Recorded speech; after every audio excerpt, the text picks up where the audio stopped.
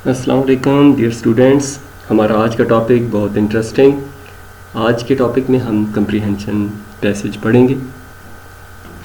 Comprehension passage क्या होता है, इसको कैसे करना होता है, ये 18 मार्क्स का एक क्वेश्चन होता है और इसके क्वेश्चन के आंसर कैसे करने हैं, इसमें किस किस चीज़ का ख्याल रखना है और इसमें समरी को कैसे बनाना है, समरी में क्या चीज़ होनी चाहिए, क्या चीज़ नहीं होनी चाहिए, प्लस इसका टाइटल एंड पे उसको हमने कैसे लिखना है। तो without wasting any time let get started. Before this click the like button and subscribe to this channel. So read the following passage and answer the question given at the end. ये paragraph आपने पढ़ना है और फिर इसके सवालों के जवाब देंगे। A professional player is quite different from an amateur. His main aim is to make money. He plays the game to earn money or win a name. On the other hand, the amateur player has no such aim. He plays because he gets pleasure in playing games. Not only give him recreation but also physical exercise. He enjoys good health and a sound physique. He plays the game as he should. He observes all the rules and regulations of game. The amateur player plays honestly. He becomes a disciplined gentleman and a responsible citizen. He accepts defeat but don't resort to cheat or other unfair means to win. If he wins a game, he feels happy but he is not sad at losing one. तो सबसे पहले comprehension क्या है, इस लफ्ज़ को हम देखते हैं। कंप्रीहेंशन का मतलब है the ability to understand something, किसी चीज़ को समझने की सलाहियत। कोई चीज़ है, उसको आप समझना चाहते हैं कि आपने उसको कितना समझा है और फिर एंड में उसका सवालों के जवाब। तो टिप्स इसमें क्या है? टिप्स ये हैं कि सबसे पहले इसको रीड करना है, पढ़ना है, देन अंडरस्टैंड, इसको समझना है, एंड देन प्रोसेस, और फिर इसके सवालों के जवाब देंगे। व्यू द क्वेश्चन फर्स्ट, सबसे पहली जो पॉइंट है, मेन पॉइंट, पहले आपने पैसेज को नहीं बल्कि उसके क्वेश्चंस को पढ़ना है। और पहले एक क्वेश्चन को पढ़ना है, आपने सबको नहीं पढ़ लेना। पहला क्वेश्चन पढ़ेंगे और फिर आपने read the passage multiple times, फिर पैराग्राफ को आपने कई दफ़ा पढ़ना है, 2-3 दफ़ा पढ़ेंगे। Underline important points, important points जो हैं उनको आपने अंडरलाइन कर देना है, बाकियों को छोड़ देना है। आमतौर पे ऐसे होता है कि जो क्वेश्चन नंबर 1 है वो पैराग्राफ के शुरू की लाइंस में ही होता है, लेकिन ये हर दफ़ा ऐसा नहीं होता। आपने इसको समझना है, पढ़ना है और अंडरलाइन करना है।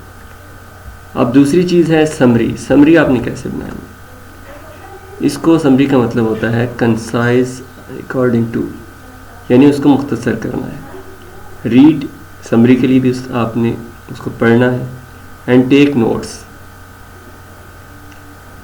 उसको पढ़ना है और जो ख़ास चीज़ें हैं उनको आपने हाईलाइट कर लेना है।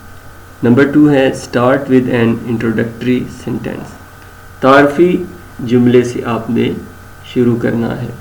कोशिश ये करें कि जो पैसेज का पहला सेंटेंस है उसको आपने वहीं से शुरू नहीं कर देना, उसको सोचकर समझकर थोड़ा सा चेंज करके फिर आपने इसको लिखना है। Number 3, use your own words in paragraph form, आपने अपने अल्फाज का इस्तेमाल करना है, यानी थीम उस बंदे का होगा, थिंकिंग उसकी होगी, अल्फाज आपके होंगे। और नंबर 4 है ऑर्गेनाइज इन स्मूथ फ्लो, यानी ये नहीं करना कि आपने ऊपर वाला नीचे, नीचे वाला ऊपर, ये इस तरह की काम नहीं करने, उसको एक फ्लो में लिखना है। तरतीब में लिखना है। जो पहला पॉइंट है उसको पहले, फिर उसके बाद दूसरा, फिर तीसरा।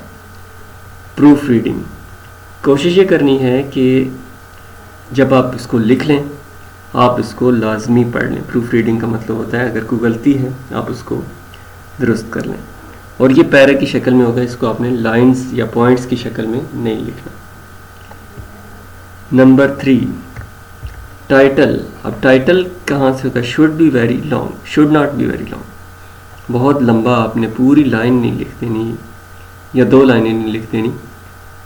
Should not be very long, कि 2, 3 या 5, 6 अल्फाज से ज़्यादा ना हो।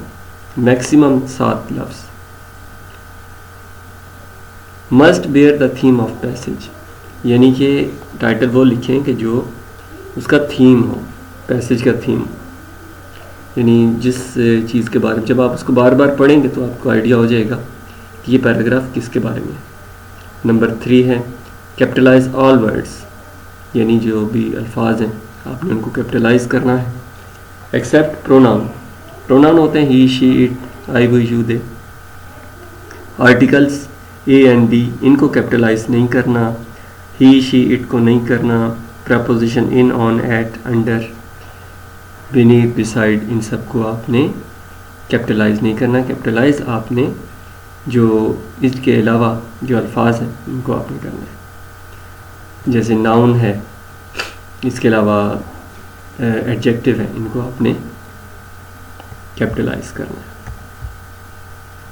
अब हम इसके सवाल देखेंगे, सवालों के बाद इसके जवाब भी करेंगे। What is meant by professional player, पेशावर प्लेयर का क्या मतलब है? इसका answer, a professional player plays to earn money और विन अ नेम। ये जो हमने पैराग्राफ पढ़ा है उसको आप देख लीजिएगा। आप बल्कि कोशिश ये करें कि आप खुद सवाल को देख के फिर पैराग्राफ को आप देख लें। नंबर 2, क्वेश्चन नंबर 2 है how does N amateur player differ from a professional player. ये एमेच्योर ये शौकिया खेलता है, वो पेशावर खिलाड़ी से कैसे डिफरेंट है, मुख्तलिफ है। अब अगर हम पैरे की तरफ चले जाएं तो हम देखेंगे कि शुरू में आता है a professional player is quite different from amateur, his main aim to make money. ये प्रोफेशनल के बारे में। अब ये हम देखेंगे कि एमेच्योर के अंदर क्या क्वालिटीज़ हैं।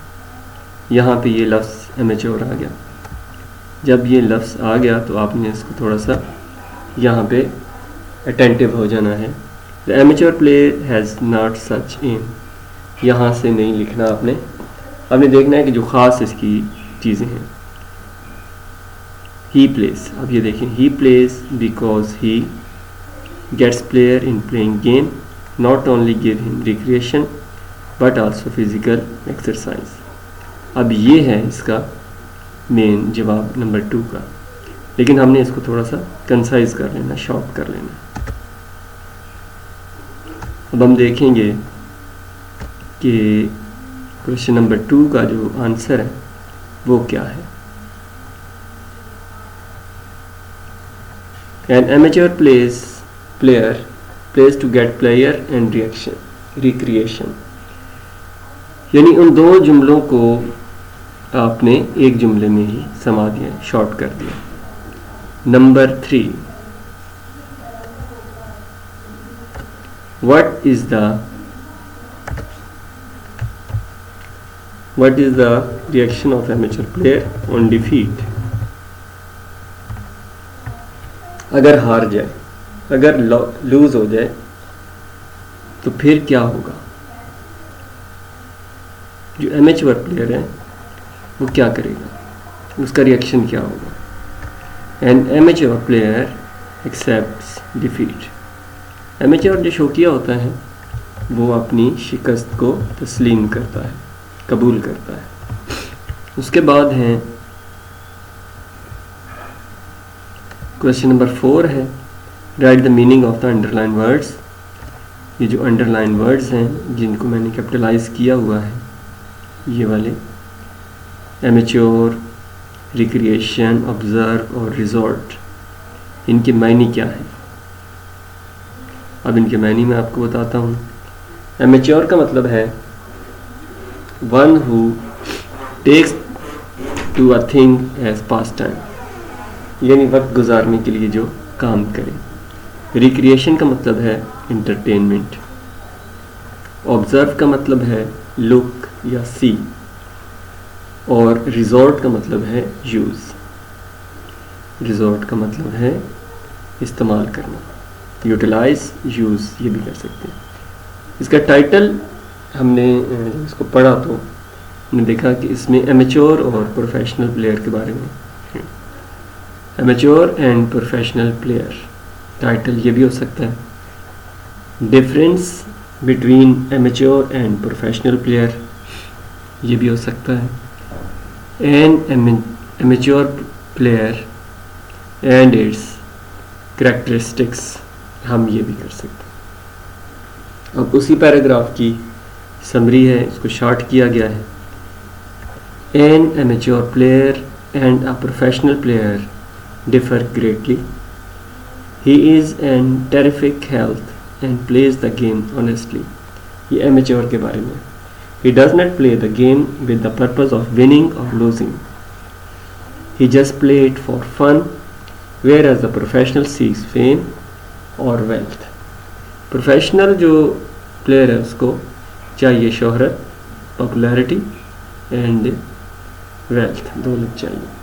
तो इसको, ये इसका समरी है, ये इसका टाइटल है। टाइटल देखिए मैंने ज़्यादा कैपिटलाइज, इसको कैपिटलाइज किया, एंड को नहीं किया।